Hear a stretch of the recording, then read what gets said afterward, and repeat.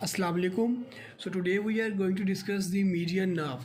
So first of all we will see a brief introduction of this nerve, and then we will see its course along with its muscular, articular and the cutaneous supply. So this median nerve, it is the main nerve of the anterior compartment of the forearm and hand.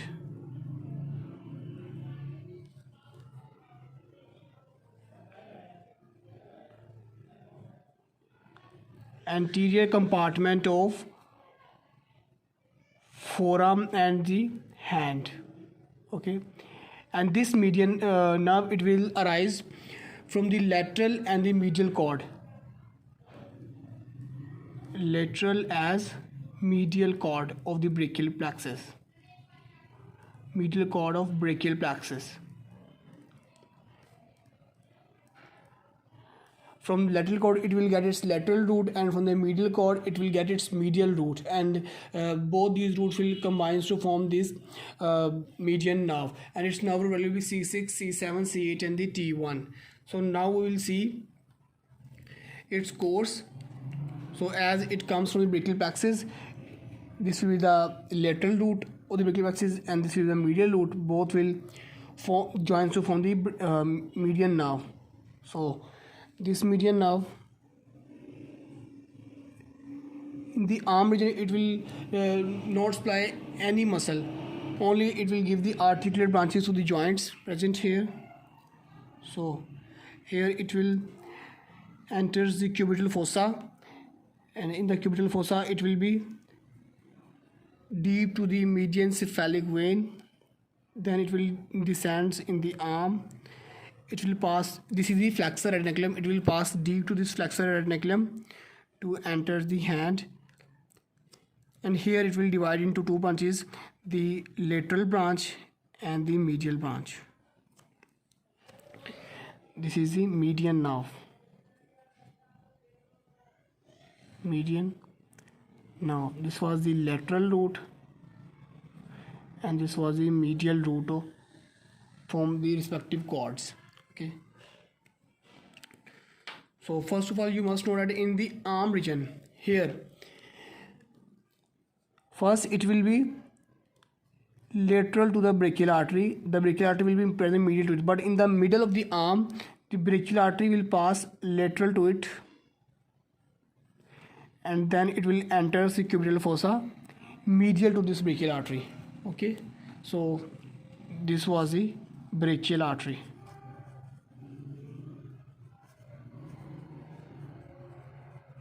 It will first travel lateral to brachial artery, and then in the middle of the arm it will move medial to the brachial artery, and then it will enter the cubital fossa here, and here it will present deep to the median cephalic vein. This is the median cephalic vein.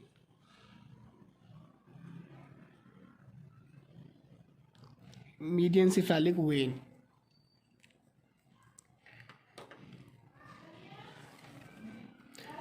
So now we will see the muscular branches which are arising directly from this median nerve. So the first muscular branch which will arise in the cubital fossa, it will be to the pronator teres.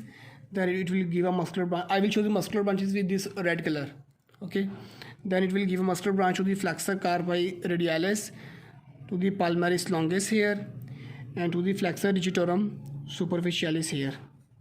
These are the branches which are directly arising from this brachial median nerve. So we will label these pronator teres,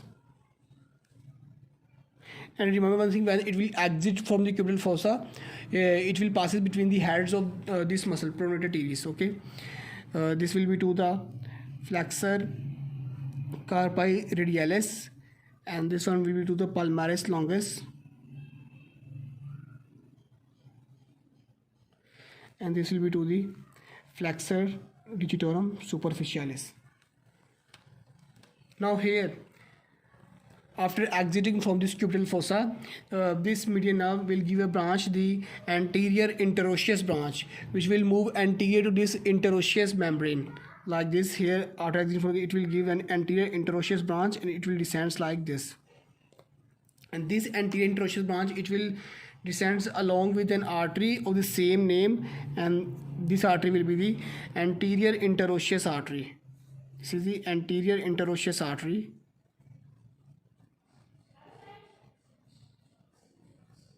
Interosseous artery, and this will be the anterior interosseous nerve.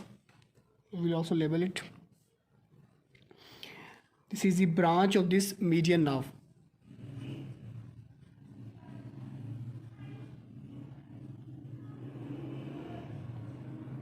Interosseous branch of the median nerve. Now we will see the muscular branches which are arising from this anterior interosseous nerve. So these muscular branches include the flexor branch to the flexor pollicis longus.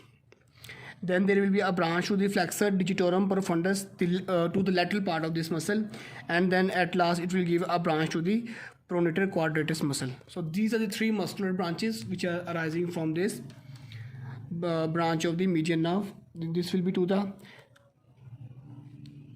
flexor pollicis longus muscle, and this will be to the flexor digitorum profundus muscle to the lateral part of this muscle, okay, lateral part. And the last one, this will be to the pronator quadratus muscle.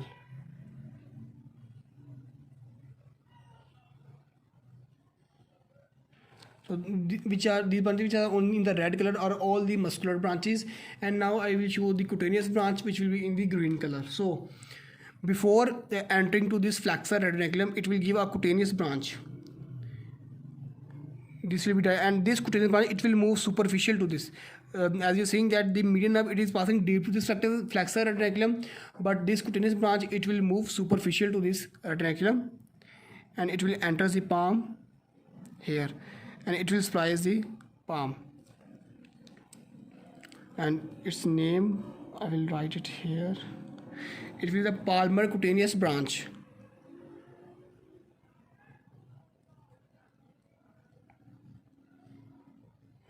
Palmar cutaneous branch of the median nerve. So this is the cutaneous branch of the median nerve.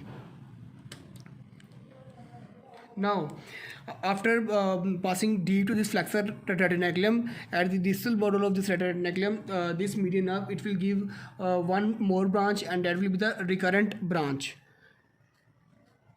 Like this. This is the recurrent branch, and this recurrent branch, it will splice three muscles, and these three are the thenar muscles. We will see here. It will splice these three muscles. We will see their names. So the three thenar muscles are the oppens pollicis,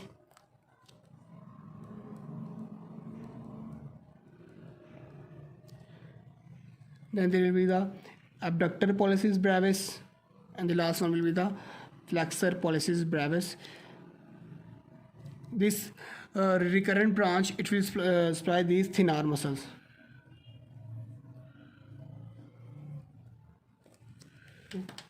We will also label it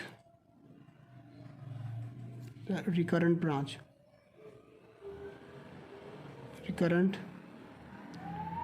branch. Now we will see the muscular branches which are arising from the terminal branches of the median nerve. So this terminal branch, this was the median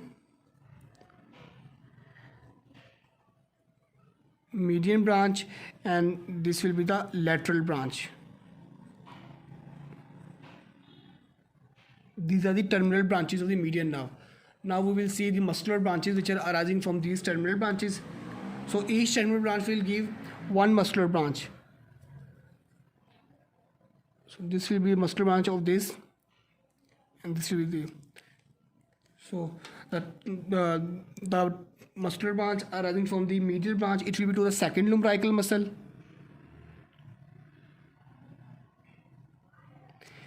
and the terminal branch arising from the lateral branch, it will be to the first lumbrical muscle.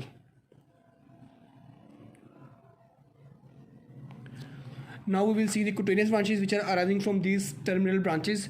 So the lateral terminal branch, this branch, it will give cutaneous branches to the thumb like this, and to the radial side of the second digit like this. these are arising from this lateral branch, and this medial branch, it will give the cutaneous branches to the ulnar side of the second digit like this. Then it will give the cutaneous branch to the third digit, both sides, and then it will give the cutaneous branch to the radial side of the fourth digit. So these are the cutaneous branches which are arising from these two terminal branches. And now we will see that to which area it is supplying on the dorsal side.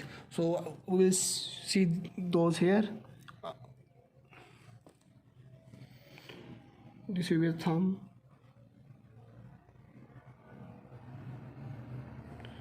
This is the hand, and on the dorsal side it will be supplying thumb, first digit, second digit, and the half. So these areas which are in the shaded green color, these are supplied by the median nerve on the dorsal side, and this hole is on the palmar side. So now we have seen that there are four main branches which are arising from the median nerve. These include the anterior interosseous branch, the recurrent branch, the medial branch, and the lateral branch.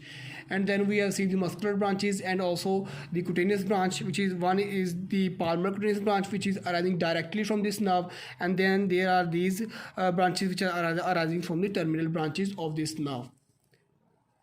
Thank you.